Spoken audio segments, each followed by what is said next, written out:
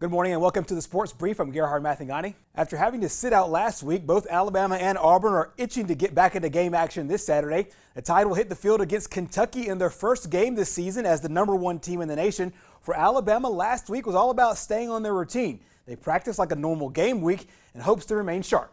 You really got to deal with what's in front of you, knowing that, there's been a lot of, things that happen that, create some changes.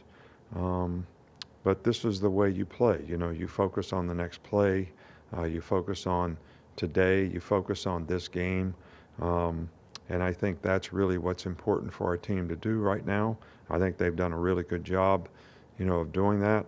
We had a good week last week. Everybody stayed, kind of focused and on point. So we want to continue to do that. What Coach was preaching to us was staying in the habit. So what we did was prepare this week as if we were playing a game. We practiced yesterday, so it wasn't really, it was different. It could have been a bad thing, but I feel like we prepared the right way. I think it's always hard when you go into a week preparing for one opponent, especially such a big game every year, LSU. I think everyone's really looking forward to that. But because of this year, how crazy it is, we have to be ready to kind of shift gears and get ready for another good Kentucky team. I think it says a lot about our staff and our coaches, and the players have done such a really good job of being able to go 180 in their mindset and get prepared for an entirely different team, another good team in Kentucky. So we're looking forward to that. The Tide will face a confident Kentucky team who snapped a 2-game losing streak on Saturday with a 38-35 victory over Vanderbilt. I think Mark Stoops has done a really good job, at Kentucky. They've got a good team.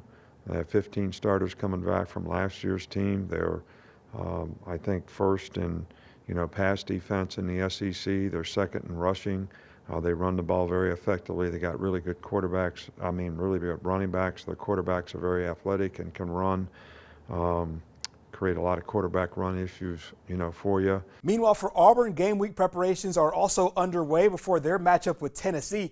The Tigers have had some COVID issues of their own, both in fall camp and last week. But head coach Gus Malzahn does expect the team to be good to go for this Saturday.